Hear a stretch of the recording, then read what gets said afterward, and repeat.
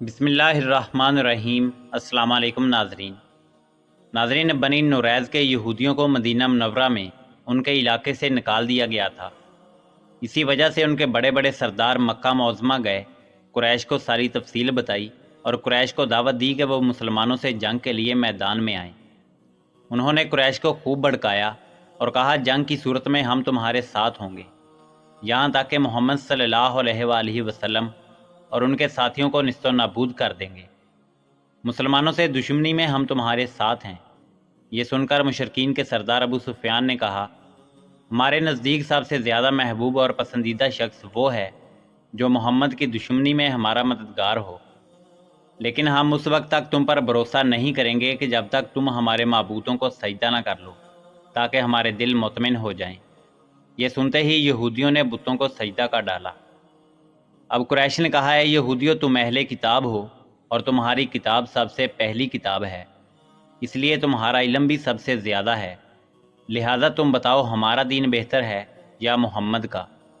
یہودیوں نے جواب میں کہا، تمہارا دین محمد کے دین سے بہتر ہے اور حق و صداقت میں تم لوگ ان سے کہیں زیادہ بڑے ہوئے ہو۔ یہودیوں کا جواب سن کر قریش خوش ہو گئے۔ نبی اکرم صلی اللہ علیہ وآلہ وسلم سے جو انہوں نے جنگ کا مشورہ دیا تھا وہ بھی انہوں نے قبول کر لیا۔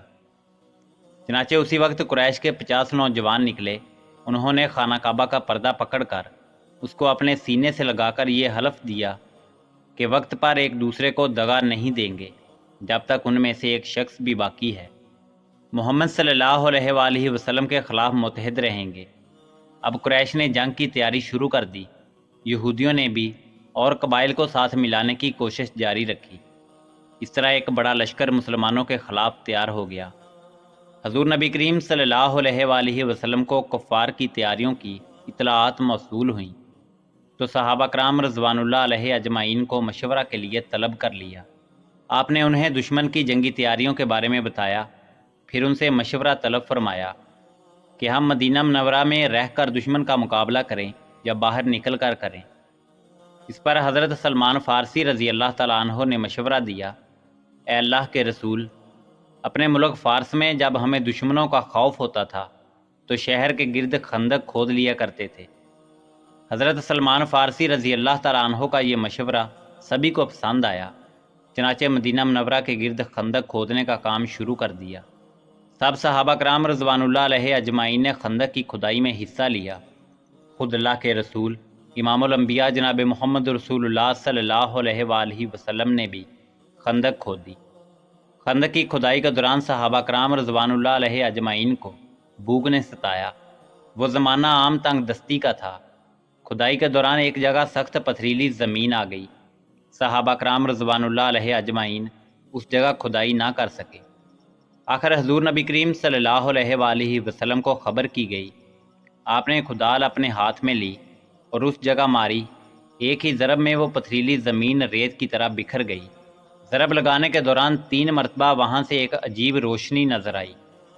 صحابہ کرام رضوان اللہ علیہ اجمعین نے اس روشنی کے بارے میں پوچھا تو رسول اللہ صلی اللہ علیہ وآلہ وسلم نے فرمایا، پہلی روشنی میں اللہ تعالیٰ نے مجھے یمن کی فتح کی خبر دی ہے، دوسری روشنی میں اللہ تعالیٰ نے مجھے شام اور مغرب پر غلبہ عطا فرمانے کی اطلاع دی، اور تیسری روشنی کے ذریعے اللہ تعالیٰ نے مشرق کی فتح مجھے دکھائی ہے۔ غرض جب اللہ کے رسول صلی اللہ علیہ وآلہ وسلم اور صحابہ کرام رضوان اللہ علیہ اجمعین خندق کی کھدائی سے فارغ ہوئے تو اس وقت قریش اور اس کے حامیوں کا لشکر مدینہ منورہ کے باہر پہنچ گیا۔ اس جنگ میں کافروں کی 10,000 تعداد کے مقابلے میں مسلمان صرف 3,000 تھے۔ مشرکین کا لشکر مدینہ منورہ کے گرد خندق دیکھ کر حیرت زدہ رہ گیا۔ وہ پکار اٹھے، خدا کی قسم، یہ تو بڑی زبردست جنگی چال ہے۔ عرب تو اس جنگی تدبیر سے واقف نہیں تھے۔ مشرکین کے دستے بار بار خندق تک آتے رہے اور واپس جاتے رہے۔ مسلمان بھی اچانک خندق تک آتے اور کافروں کی طرف تیر برساتے، پھر واپس لوٹ جاتے۔ کافروں میں سے نوفل بن عبداللہ نے اپنے گھوڑے پر سوار ہو کر خندق کو عبور کرنے کی کوشش کی، لیکن اس کا گھوڑا خندق کے آر پار نہ پہنچ سکا اور سوار سمیت خندق میں گرا۔ نوفل کی گردن کی ہڈی ٹوٹ گئی۔ ایک روایت میں ہے کہ حضرت علی کرم اللہ وجہ الکریم نے خندق میں اتر کر اسے قتل کر دیا تھا۔ کافروں اور مسلمانوں کے درمیان بس اس قسم کی چھیڑ چھاڑ ہوتی رہی۔ کافر دراصل خندق کی وجہ سے مسلمانوں پر حملہ آور ہونے کے قابل نہیں رہے تھے۔ لڑائی سے پہلے عورتوں اور بچوں کو ایک چھوٹے سی قلعہ میں پہنچا دیا گیا۔ یہ جگہ حضرت حسان بن ثابت رضی اللہ تعالیٰ عنہ کی تھی۔ خود حضرت حسان بن ثابت رضی اللہ تعالیٰ عنہ بھی وہیں تھے۔ ان عورتوں میں حضور نبی کریم صلی اللہ علیہ وآلہ وسلم کی پھوپھی حضرت صفیہ رضی اللہ تعالیٰ عنہ بھی بطور محافظ تھیں۔ ایک یہودی جاسوسی کے لیے اس طرف نکل آیا۔ حضرت صفیہ رضی اللہ تعالیٰ عنہ کی نظر اسی یہودی پر پڑی تو انہوں نے حضرت حسان بن ثابت رضی اللہ تعالیٰ عنہ سے کہا، اے حسان، یہ شخص دشمن کو اس قلعہ میں عورتوں اور بچوں کی موجودگی کی خبر کر دے گا اور دشمن اس طرف سے حملہ آور ہو سکتے ہیں، لہذا تم نیچے اتر کر اسے قتل کر دو۔ اس پر حضرت حسان رضی اللہ تعالیٰ عنہ نے کہا، تمہیں معلوم ہے میں اس کام کا آدمی نہیں ہوں۔ حضرت حسان رضی اللہ تعالیٰ عنہ دراصل شاعر تھے اور جنگ کے طریقوں سے واقف نہیں تھے، اور پھر ان کی عمر بھی بہت زیادہ تھی، بوڑھے اور کمزور تھے، اس لیے انہوں نے ایسی بات کہی تھی۔ حضرت صفیہ رضی اللہ تعالیٰ عنہ نے جب یہ دیکھا کہ حسان یہ کام نہیں کریں گے تو انہوں نے ایک موٹا سا ڈنڈا اٹھا لیا اور خود نیچے اتر آئیں، خاموشی سے اس کے پیچھے گئیں اور اچانک اس پر حملہ آور ہوئیں۔ انہوں نے ڈنڈے کے کئی وار اس پر کیے یہاں تک کہ وہ ختم ہو گیا، پھر تلوار سے اس کا سر کاٹ کر ان یہودیوں کی طرف اچھال دیا جو اس کے پیچھے آ رہے تھے۔ وہ سب خوفزدہ ہو کر بھاگ نکلے۔ ادھر مشرکین میں سے چند لوگ آگے بڑھے۔ انہوں نے خندق عبور کرنے کے لیے اپنے گھوڑوں کو دور لے جا کر خوب دوڑایا اور جس جگہ خندق کی چوڑائی کم تھی اس جگہ سے لمبی چھلانگ لگا کر آخر خندق پار کرنے میں کامیاب ہو گئے۔ ان لوگوں میں عمر بن عبدود بھی تھا۔ وہ عرب کا مشہور پہلوان تھا۔ اس کے بارے میں مشہور تھا کہ وہ بہت بہادر ہے اور اکیلا 1000 آدمیوں کے لیے کافی ہے۔ خندق کو عبور کرتے ہی وہ للکارا، کون ہے جو میرے مقابلے میں آتا ہے؟ اس کی للکار سن کر شیر خدا علی المرتضیٰ کرم اللہ وجہ الکریم آ گئے۔ انہوں نے نبی کریم صلی اللہ علیہ وآلہ وسلم سے عرض کیا، اللہ کے رسول اس کے مقابلے پر میں جاؤں؟ اللہ کے رسول صلی اللہ علیہ وآلہ وسلم نے فرمایا، بیٹھ جاؤ، یہ عمر بن عبدود ہے۔ ادھر عمر نے پھر آواز دی۔ حضرت علی کرم اللہ وجہ الکریم پھر اٹھ کر کھڑے ہوئے۔ آپ صلی اللہ علیہ وآلہ وسلم نے انہیں پھر بٹھا دیا۔ اس نے تیسری بار پھر مقابلے کے لیے آواز لگائی۔ آخر آپ صلی اللہ علیہ وآلہ وسلم نے حضرت علی کرم اللہ وجہ الکریم کو اجازت دے دی۔ حضرت علی کرم اللہ وجہ الکریم یہ شعر پڑھتے ہوئے میدان میں آئے، جلدی نہ کر، تیری للکار کو قبول کرنے والا تیرے سامنے آ گیا ہے جو تجھ سے کسی طرح عاجز اور کمزور نہیں ہے۔ ایک روایت میں ہے کہ نبی کریم صلی اللہ علیہ وآلہ وسلم نے حضرت علی کرم اللہ وجہ الکریم کو اپنی تلوار ذوالفقار عطا فرمائی، اپنا امامہ ان کے سر پر رکھا اور اللہ سے ان کی کامیابی کی دعا کی۔ حضرت علی کرم اللہ وجہ الکریم نے مقابلے سے پہلے اسے اسلام کی دعوت دی اور بولے، میں تمہیں اللہ اور اس کے رسول کی طرف بلاتا ہوں اور اسلام کی دعوت دیتا ہوں۔ اس نے انکار کیا اور کہا، بھتیجے میں تمہیں قتل کرنا نہیں چاہتا، واپس لوٹ جاؤ۔ جواب میں حضرت علی کرم اللہ وجہ الکریم نے فرمایا، لیکن میں تو تمہیں قتل کرنا چاہتا ہوں۔ یہ سن کر عمر بن عبدود کو غصہ آ گیا۔ وہ اس وقت پوری طرح لوہے میں غرق تھا، چہرہ بھی خود چھپا رکھا تھا۔ وہ گھوڑے سے کود پڑا اور تلوار لے کر ان کی طرف بڑھا۔ اس کی تلوار سے خود کو بچانے کے لیے حضرت علی کرم اللہ وجہ الکریم نے فوراً ڈال آگے کر دی۔ عمر کی تلوار ڈال پر پڑی تو ڈال ٹوٹ گئی۔ تلوار حضرت علی کرم اللہ وجہ الکریم کی پیشانی تک پہنچ گئی، پیشانی پر زخم آ گیا۔ عمر کے وار سے حضرت علی کرم اللہ وجہ الکریم کی پیشانی سے خون بہہ نکلا، مگر انہوں نے فوراً ہی جوابی حملہ کیا۔ عمر بن عبدود کی گردن کے نچلے حصے پر ان کی تلوار لگی۔ تلوار ہنسلی کی ہڈی کو کاٹتی چلی گئی۔ وہ خاک و خون میں لوٹتا نظر آیا۔ مسلمانوں نے اللہ اکبر کا نعرہ لگایا۔ حضور نبی کریم صلی اللہ علیہ وآلہ وسلم نے یہ نعرہ سنا تو جان لیا کہ علی نے عمر کو قتل کر دیا ہے۔ اس کے گرتے ہی جو لوگ اس کے ساتھ آئے ہوئے تھے واپس بھاگے۔ حضرت زبیر رضی اللہ تعالیٰ عنہ نے ان کا پیچھا کیا اور بھاگتے ہوئے ایک کافر پر تلوار کا وار کیا، وہ 2 ٹکڑے ہو گیا۔ حضرت زبیر رضی اللہ تعالیٰ عنہ کی تلوار اس کے سر سے ہوتی ہوئی کولے تک پہنچ گئی۔ اس پر بعض مسلمانوں نے حضرت زبیر رضی اللہ تعالیٰ عنہ سے کہا، اے ابا عبداللہ، ہم نے تمہاری تلوار جیسی کاٹ کسی کی نہیں دیکھی۔ اللہ کی قسم یہ تلوار کا نہیں، تلوار چلانے والے کا کمال ہے۔ تمام دن جنگ ہوتی رہی، خندق کے ہر حصے پر لڑائی جاری رہی۔ اس وجہ سے حضور نبی کریم صلی اللہ علیہ وآلہ وسلم اور کوئی مسلمان بھی ظہر سے عشاء تک کوئی نماز نہ پڑھ سکا۔ اس صورتحال کی وجہ سے مسلمان بار بار کہتے رہے ہم نماز نہیں پڑھ سکے۔ یہ سن کر حضور نبی کریم صلی اللہ علیہ وآلہ وسلم فرماتے نہ ہی میں پڑھ سکا۔ آخر جنگ رکنے پر حضور نبی کریم صلی اللہ علیہ وآلہ وسلم نے حضرت بلال حبشی رضی اللہ تعالیٰ عنہ کو اذان دینے کا حکم دیا۔ انہوں نے ظہر کی تکبیر کہی اور حضور صلی اللہ علیہ وآلہ وسلم نے نماز پڑھائی۔ اس کے فوراً بعد حضرت بلال رضی اللہ تعالیٰ عنہ نے عصر کی تکبیر پڑھی اور حضور نبی کریم صلی اللہ علیہ وآلہ وسلم نے عصر کی نماز پڑھائی۔ اسی طرح مغرب اور عشاء کی نمازیں بعد جماعت قضا پڑھی گئیں۔ غرض خندق کی لڑائی مسلسل جاری رہی۔ ایک روز حضرت خالد بن ولید رضی اللہ تعالیٰ عنہ نے مشرکین پر ایک دستے کے ساتھ حملہ کیا، لیکن اس طرف اس وقت حضرت اسحیت بن حذیر رضی اللہ تعالیٰ عنہ 200 سواروں کے ساتھ موجود تھے۔ جو ہی حضرت خالد بن ولید نے اپنے دستے کے ساتھ خندق پار کی، یہ ان کے سامنے آ گئے۔ اس طرح حضرت خالد بن ولید ناکام لوٹ گئے۔ اس صورتحال نے طول پکڑا، صحابہ کرام رضوان اللہ علیہ اجمعین پریشان ہو گئے۔ آخر حضور نبی کریم صلی اللہ علیہ وآلہ وسلم نے اللہ تعالیٰ سے دعا فرمائی۔ اس کے جواب میں حضرت جبرائیل علیہ السلام آئے اور خوشخبری سنائی کہ اللہ تعالیٰ دشمن پر ہوا کا طوفان نازل فرمائے گا۔ طوفان کے ساتھ اللہ اپنے لشکر فرشتے بھی ان پر نازل کرے گا۔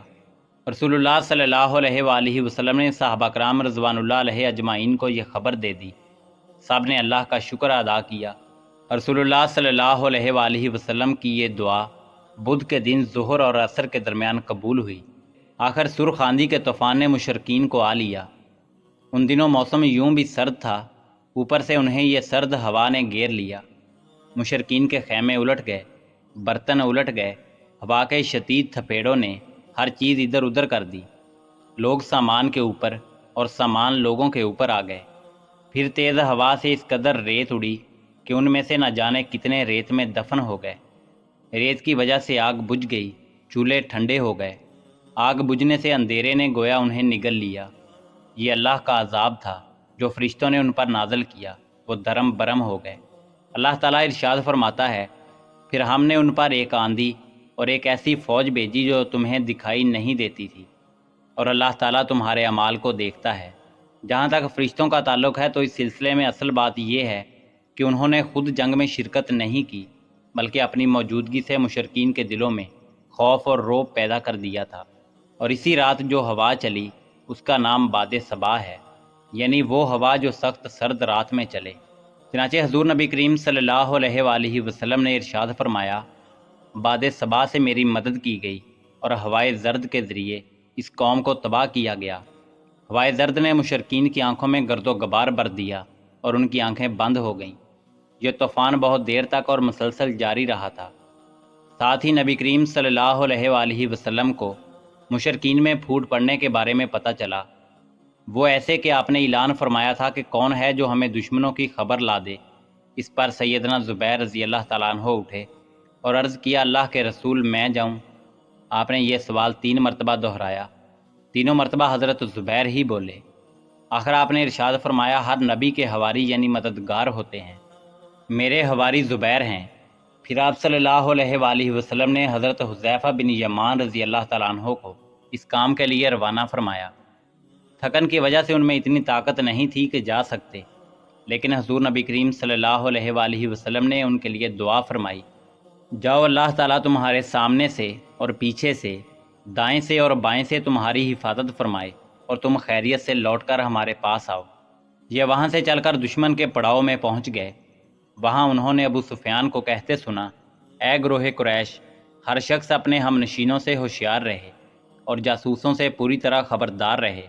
پھر اس نے کہا، اے قریش، ہم نہایت برے حالات کا شکار ہو گئے ہیں، ہمارے جانور ہلاک ہو گئے، بنو قریظہ کے یہودیوں نے ہمیں دغا دیا ہے اور ان کی طرف سے ناخوشگوار باتیں سننے میں آئی ہیں۔ اوپر سے اس طوفانی ہوا نے جو تباہ کاری کی ہے وہ تم لوگ دیکھ ہی رہے ہو، اس لیے واپس چلے جاؤ، میں بھی واپس جا رہا ہوں۔ حضرت حذیفہ رضی اللہ تعالیٰ عنہ یہ خبریں لے کر آئے تو نبی اکرم صلی اللہ علیہ وآلہ وسلم نماز پڑھ رہے تھے۔ آپ نماز سے فارغ ہوئے تو انہوں نے دشمن کا حال سنایا آپ صلی اللہ علیہ وآلہ وسلم ہنس پڑے، یہاں تک کہ رات کی تاریکی میں آپ کے دانت مبارک نظر آنے لگے۔ جب کفار کا لشکر مدینہ منورہ سے بدحواس ہو کر بھاگ نکلا، تب اللہ کے رسول صلی اللہ علیہ وآلہ وسلم نے فرمایا، اب یہ آئندہ ہم پر حملہ آور نہیں ہوں گے، بلکہ ہم ان پر حملہ کریں گے۔ خندق کی جنگ کے موقع پر کچھ خاص واقعات پیش آئے۔ جب خندق کھودی جا رہی تھی تو اس دوران ایک صحابی بشیر بن سعد رضی اللہ تعالیٰ عنہ کی بیٹی ایک پیالے میں کچھ کھجوریں لائیں۔ یہ کھجوریں وہ اپنے باپ اور ماموں کے لیے لائی تھیں۔ حضور نبی اکرم صلی اللہ علیہ وآلہ وسلم کی نظر ان کھجوروں پر پڑی تو فرمایا، کھجوریں ادھر لاؤ۔ اس لڑکی نے کھجوروں کا برتن آپ صلی اللہ علیہ وآلہ وسلم کے ہاتھوں میں الٹ دیا۔ کھجوریں اتنی نہیں تھیں کہ دونوں ہاتھ بھر جاتے۔ آپ نے یہ دیکھ کر ایک کپڑا منگوایا، اس کو پھیلا کر بچھایا، پھر پاس کھڑے صحابی سے فرمایا، لوگوں کو آواز دو، دوڑ کر آئیں۔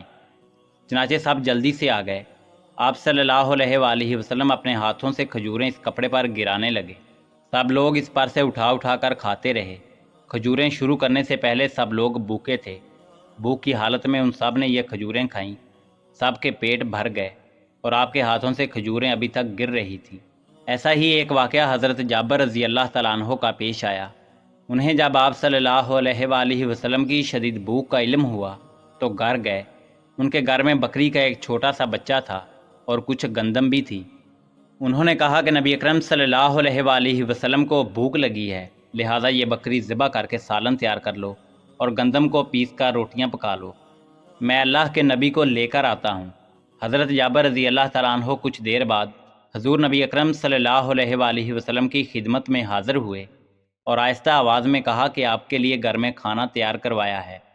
یہ سن کر حضور صلی اللہ علیہ وآلہ وسلم نے کسی سے کہا، اعلان کر دو جابر کے ہاں سب کی دعوت ہے۔ چنانچہ پکار کر اعلان کیا گیا کہ سب لوگ جابر کے گھر پہنچ جائیں۔ حضرت جابر رضی اللہ تعالیٰ عنہ پریشان ہو گئے کہ وہ تھوڑا سا کھانا اتنے لوگوں میں کیسے پورا ہوگا۔ انہوں نے پریشانی کی عالم میں انا للہ و انا الیہ راجعون پڑھی اور پھر گھر آ گئے۔ وہ کھانا حضور صلی اللہ علیہ وآلہ وسلم کے سامنے رکھ دیا گیا۔ آپ نے فرمایا، اللہ برکت دے۔ پھر آپ نے بسم اللہ پڑھی، سب نے کھانا شروع کیا۔ باری باری لوگ آتے رہے اور کھا کر اٹھتے رہے، ان کی جگہ دوسرے لیتے رہے، یہاں تک کہ سب لوگوں نے خوب پیٹ بھر کر کھانا کھایا۔ اس وقت ان مسلمانوں کی تعداد تقریباً 1000 تھی۔ حضرت جابر رضی اللہ تعالیٰ عنہ فرماتے ہیں، اللہ کی قسم، جب سب کھانا کھا کر چلے گئے تو ہم نے دیکھا گھر میں ابھی بھی اتنا ہی کھانا موجود تھا جتنا حضور نبی کریم صلی اللہ علیہ وآلہ وسلم کے سامنے رکھا تھا۔ جب اللہ کے رسول صلی اللہ علیہ وآلہ وسلم غزوہ خندق سے فارغ ہو کر گھر آئے تو دوپہر کا وقت تھا۔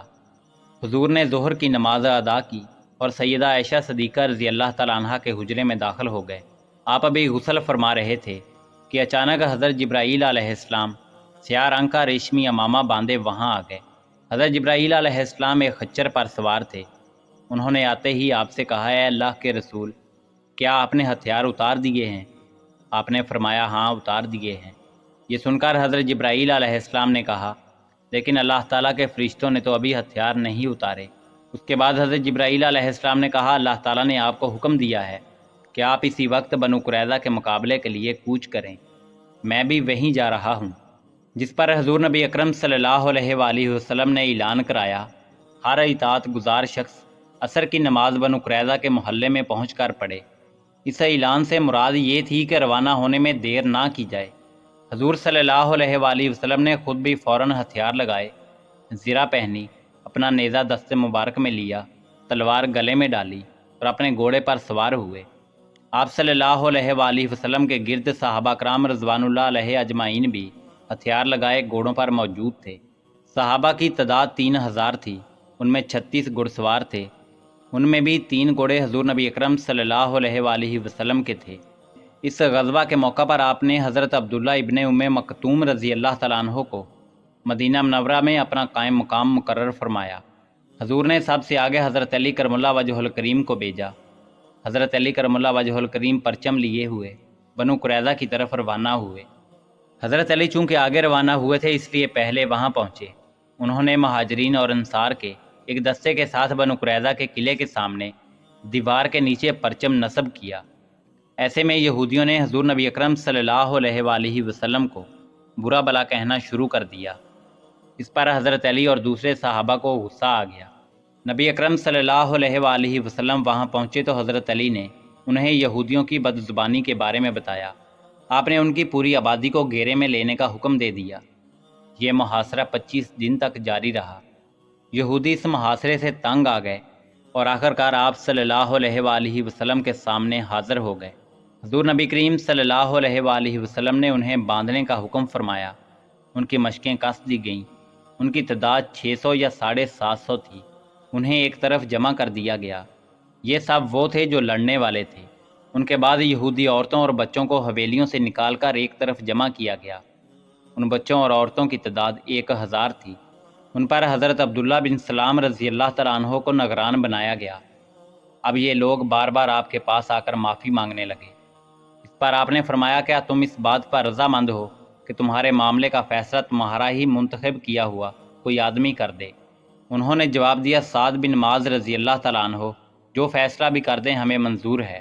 سعد بن معاذ رضی اللہ تعالیٰ عنہ مسلمان ہونے سے پہلے ان یہودیوں کے دوست اور ان کے نزدیک قابل احترام شخصیت تھے۔ حضور نبی اکرم صلی اللہ علیہ وآلہ وسلم نے ان کی یہ بات مان لی۔ سعد بن معاذ رضی اللہ تعالیٰ عنہ غزوہ خندق میں شدید زخمی ہو گئے تھے۔ وہ اس وقت مسجد نبوی کے قریب ایک خیمے میں تھے۔ اب حضور نبی کریم صلی اللہ علیہ وآلہ وسلم کے حکم پر انہیں بنو قریظہ کی آبادی میں لایا گیا۔ ان کی حالت بہت خراب تھی۔ آخر وہ نبی کریم صلی اللہ علیہ وآلہ وسلم کے پاس پہنچ گئے۔ انہیں ساری بات بتائی گئی۔ اس پر حضرت سعد بن معاذ رضی اللہ تعالیٰ عنہ نے کہا، فیصلے کا حق تو اللہ ہی کا ہے یا پھر اللہ کے رسول کو ہے۔ حضور نبی کریم صلی اللہ علیہ وآلہ وسلم نے ارشاد فرمایا، سعد، اللہ ہی نے تمہیں حکم دیا ہے کہ یہود کے بارے میں فیصلہ کرو۔ اب انہوں نے اپنا فیصلہ سنایا۔ میں یہ فیصلہ کرتا ہوں کہ ان کے مردوں کو قتل کر دیا جائے، ان کا مال اور دولت مال غنیمت کے طور پر لے لیا جائے، اور ان کے بچوں اور عورتوں کو غلام اور لونڈیاں بنا لیا جائے۔ حضرت سعد بن معاذ رضی اللہ تعالیٰ عنہ نے یہودیوں سے اپنی سابقہ دوستی کی پرواہ نہ کرتے ہوئے اتنا سخت فیصلہ اس لیے سنایا تھا کہ ان یہودیوں کا ظلم و ستم اور ان کی فتنہ انگیزی حد سے بڑھ گئی تھی۔ اگر انہیں یوں ہی زندہ چھوڑ دیا جاتا تو یقینی طور پر یہ لوگ مسلمانوں کے خلاف بدترین سازشیں کرتے رہتے۔ ان کا مزاج بچھو اور سانپ کی مانند ہو چکا تھا جو کبھی ڈسنے سے باز نہیں آ سکتا، اس لیے ان کا سر کچلنا ضروری تھا۔ ان کا فیصلہ سن کر اللہ کے رسول صلی اللہ علیہ وآلہ وسلم نے فرمایا، تم نے اللہ تعالیٰ کے فیصلے کے مطابق فیصلہ سنایا ہے۔ اس فیصلے کی شان بہت اونچی ہے۔ آج صبح سحر کے وقت فرشتے نے آ کر مجھے اس فیصلے کی اطلاع دے دی تھی۔ اس کے بعد نبی کریم صلی اللہ علیہ وآلہ وسلم نے حکم دیا کہ بنو قریظہ کی حویلیوں میں جو کچھ مال اور ہتھیار وغیرہ ہیں سب ایک جگہ جمع کر دیے جائیں۔ چنانچہ سب کچھ نکال کر ایک جگہ ڈھیر کر دیا گیا۔ اس سارے سامان میں 1500 تلواریں اور 300 زرے تھیں، 2000 نیزے تھے، اس کے علاوہ بے شمار دولت تھی، مویشی بھی بے تحاشا تھے۔ سب چیزوں کے 5 حصے کیے گئے، ان میں سے 4 حصے سب مجاہدین میں تقسیم کیے گئے۔ یہاں شراب کے بہت سے مٹکے بھی ملے، ان کو توڑ کر شراب کو بہا دیا گیا۔ اس کے بعد یہودی قیدیوں کو قتل کر دیا گیا۔ قتل ہونے والوں میں ان کا سردار بھی تھا۔ بچوں اور عورتوں کو غلام اور لونڈیاں بنا لیا گیا۔ اس واقعہ کے بعد حضرت سعد بن معاذ رضی اللہ تعالیٰ عنہ غزوہ خندق میں لگنے والے زخموں کے باعث شہید ہو گئے۔ ان کے جنازے میں فرشتوں نے بھی شرکت کی۔ انہیں دفن کیا گیا تو قبر سے خوشبو آنے لگی۔ قیدی عورتوں کے بارے میں حضور صلی اللہ علیہ وآلہ وسلم نے فرمایا، جو عورتیں فروخت کی جائیں اپنے بچوں سے جدا نہ کی جائیں، یعنی جہاں ماں رہے وہیں اس کے بچے بھی رہیں جب تک کہ بچے جوان نہ ہو جائیں۔ اگر کوئی شخص اپنی لونڈی کو فروخت کرنا چاہے تو اسے اس کے بچے کو جدا نہ کرے۔ ناظرین، اسی امید کے ساتھ اجازت دیجیے کہ آپ کو ہماری ویڈیو پسند آئی ہوگی۔ ملتے ہیں بہت جلد ایک نئی معلوماتی ویڈیو کے ساتھ۔ دیکھتے رہیے info@ali۔ اللہ رب العزت آپ کا حامی و ناصر ہو۔